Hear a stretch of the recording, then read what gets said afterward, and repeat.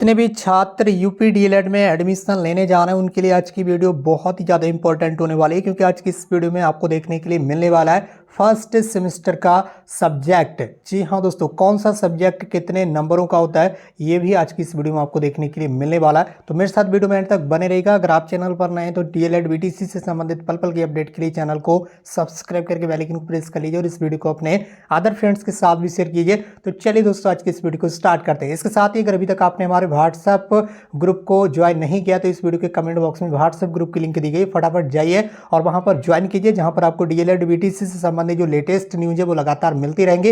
इसके साथ साथ एडमिशन से संबंधित जो पल पल की अपडेट है वो भी वहां पर आपको लगातार मिलेगी। तो अगर आप अभी डीएलएड बीटीसी में एडमिशन लेने जा रहे हैं तो सबसे पहले आपका एडमिशन जो होगा उसमें फर्स्ट सेमेस्टर में आपको एग्जाम देना होंगे। तो फर्स्ट सेमेस्टर में कौन कौन से सब्जेक्ट होंगे उसमें आप यहां पर देख लीजिए।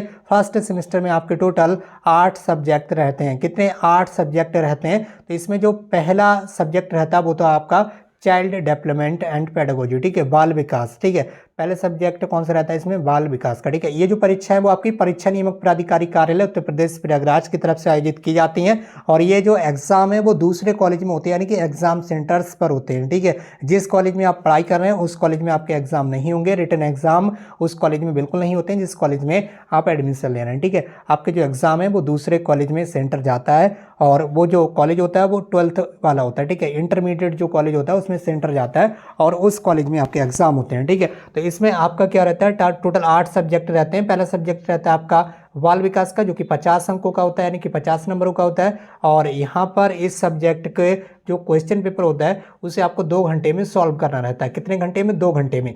तो यहाँ पर अब एक चीज आप समझ लीजिए, जितने भी 50 नंबर वाले सब्जेक्ट होंगे, ठीक है, जहां जहां पर ये 50 नंबर वाले सब्जेक्ट 3 रहेंगे, ये सब्जेक्ट का जो पेपर होगा वो आपको 2 घंटे का समय मिलेगा पेपर को सॉल्व करने के लिए। ठीक है, इसके बाद क्या रहता है आपका जो दूसरा सब्जेक्ट है ये भी 50 अंकों का है, शिक्षण अधिगम के सिद्धांत। ठीक है, हो सकता है ये 2 सब्जेक्ट अभी तक आपने पढ़े ना हो तो थोड़े अटपटे लग रहे हो, लेकिन अब यहाँ से स्टार्ट हो जाता है आपका वो सब्जेक्ट जो आप पहले से बचपन से पढ़ते हुए आ रहे हैं। तो यहाँ से जो सब्जेक्ट हैं वो थोड़ा आसान लगते हैं आपको, जैसे कि साइंस हो गया, आपका मैथ हो गया, ठीक है, सोशल स्टडीज हो गया, हिंदी हो गया। ठीक है, ये सारे सब्जेक्ट कितने के अंक के होंगे? जैसे विज्ञान आपका 25 अंक का होगा और गणित आपका 25 अंक का होगा। इसके बाद सामाजिक अध्ययन का पेपर आपका 50 अंक का होगा। तो ये आपका 2 घंटे का ही रहेगा। लेकिन जितने भी ये 25 अंक वाले पेपर हैं, ठीक है, 25 नंबर वाले पेपर हैं, इन पेपरों का समय रहता है केवल 1 घंटे में आपको क्वेश्चन पेपर सॉल्व करना होता है। ठीक है, बहुत जल्दी मैं यहाँ पर आपको पूरा रियल जो ओरिजिनल क्वेश्चन पेपर होता है प्रीवियस ईयर का वो भी मैं आपको दिखाई दूंगा बहुत जल्दी इसी चैनल पर।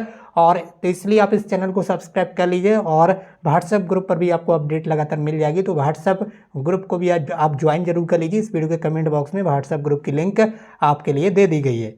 इसके बाद आप आगे यहाँ पर देख पा रहे होंगे, यहाँ पर आपको देखने के लिए मिला होगा हिंदी, ये 25 नंबरों की रहती है आपका सब्जेक्ट। उसके बाद 7वां सब्जेक्ट रहता है आपका संस्कृत होती है आपके पास। अगर आप संस्कृत नहीं पढ़ना चाहते हैं तो उर्दू का सब्जेक्ट आपके लिए अवेलेबल रहता है। जो स्टूडेंट्स उर्दू पढ़ना चाहते हैं वो उर्दू का सब्जेक्ट ले सकते हैं और जो स्टूडेंट्स संस्कृत पढ़ना चाहते हैं वो संस्कृत का सब्जेक्ट ले सकते हैं फर्स्ट सेमेस्टर में। ठीक है, दोनों सब्जेक्ट एक साथ नहीं मिलेंगे, ये आपको ध्यान रखना। दोनों में से कोई एक सब्जेक्ट ही इसमें आपको मिलेगा। ठीक है, और तो ये सब्जेक्ट कितने का होगा? चाहे आप संस्कृत लें चाहे आप उर्दू लें, ठीक है, ये सब्जेक्ट आपका 25 नंबर का ही रहेगा। 1 घंटे में इसका पेपर सॉल्व करना ही होगा आपको। अगला सब्जेक्ट रहता है आपका कंप्यूटर का। इसमें किसी भी तरह की छूट नहीं है, कंप्यूटर आपको पढ़ना ही पढ़ना है हिंदी में। जिस तरह फर्स्ट सेमेस्टर में जिस तरह से आपको हिंदी पढ़ना, सामाजिक अध्ययन पढ़ना, जिस तरह से गणित पढ़ना, उसी तरह से कंप्यूटर भी आपको पढ़ना ही पढ़ना है। ठीक है, ये 25 नंबरों का आपका पेपर होगा। ठीक है, तो यहाँ पर कितने सब्जेक्ट हुए आपके? टोटल 8 सब्जेक्ट हुए। बहुत सारे स्टूडेंट्स कंफ्यूजन में रहते हैं कि मैंने यहाँ पर साइंस स्ट्रीम से ग्रेजुएशन कंप्लीट किया, यानी कि बीएससी की है, तो मेरे सब्जेक्ट अलग होंगे, या मैंने बीए किया आर्ट स्ट्रीम से, ठीक है, या मैंने कॉमर्स स्ट्रीम से बीकॉम किया तो मेरे सब्जेक्ट अलग होंगे। भैया किसी का भी सब्जेक्ट अलग नहीं होगा, ये आपको ध्यान रखना। किसी का भी सब्जेक्ट अलग नहीं होगा, सभी स्टूडेंट्स को सेम सब्जेक्ट पढ़ना ही होंगे, पढ़ना ही होंगे, पढ़ना ही होंगे। बस जो चीज़ यहाँ पर बदलाव है वो मैंने यहाँ पर आपको बता दिया है। इन 2 सब्जेक्ट में से कोई एक सब्जेक्ट यहाँ पर आपको चूज करना है, चाहे आपने ग्रेजुएशन में कुछ भी पढ़ा हो, चाहे आप उर्दू बोर्ड से पढ़ाई करके आए हो, संस्कृत बोर्ड से पढ़ाई करके आए हो, या इंग्लिश मीडियम से पढ़ाई करके आए हो, कुछ भी आपकी यहाँ पर नहीं सुनी जाएगी। आपको ये सारे सब्जेक्ट हिंदी में ही पढ़ना होंगे। बाकी जो लैंग्वेज हो गई, जैसे कि ये संस्कृत या उर्दू ये लैंग्वेज है, ठीक है, हिंदी एक लैंग्वेज है। इसके अलावा सेकेंड सेमेस्टर में जब आप पहुंचेंगे तो वहां पर इंग्लिश आपको मिलेगी, वो लैंग्वेज होगी। तो जो लैंग्वेज वाले पेपर होंगे वो आपके लैंग्वेज में ही होंगे, यानी कि भाषा वाले पेपर आपको उसी भाषा में देना होंगे जिस भाषा का पेपर होगा। जैसे कि उर्दू का पेपर है तो आप उर्दू में ही क्वेश्चन पेपर को सॉल्व करेंगे, हिंदी का पेपर है तो हिंदी में ही सॉल्व करेंगे, संस्कृत का पेपर है तो संस्कृत में सॉल्व करेंगे। इसी तरह से गणित का पेपर है तो गणित में आपको उसको सॉल्व करना होगा, ठीक है। बाकी ये सारे पेपर जितने भी बचे होंगे ये आपके हिंदी में ही रहने वाले हैं, यानी कि एग्जाम में आपको हिंदी में ही लिखना होगा और पढ़ाई भी इसकी हिंदी में ही होती है। तो ये चीज़ आप पहले से सोच समझ लें, उसके बाद ही आप एडमिशन लें। और अगर आपको एडमिशन लेना कम फीस पर तो व्हाट्सएप ग्रुप की लिंक इस वीडियो में दी गई है, वहां से आप एडमिन से जाकर कांटेक्ट कर सकते हैं। आप अधिक जानकारी के लिए इस नंबर पर कांटेक्ट कर सकते हैं, जो नंबर यहाँ पर आपके सामने दिया हुआ है, ठीक है। यहाँ पर जो नंबर आपके सामने देखने के लिए मिल रहा है, इस नंबर पर आप अधिक जानकारी के लिए कॉन्टैक्ट कर सकते हैं 8630425197, ठीक है। कम फीस में, यूपी में कम फीस में प्राइवेट कॉलेज में एडमिशन के लिए आप इस नंबर पर कांटेक्ट कर सकते हैं, ठीक है। एडमिशन आपका मेरठ जिले में हो जाएगा या फिर मैनपुरी जिले में हो जाएगा।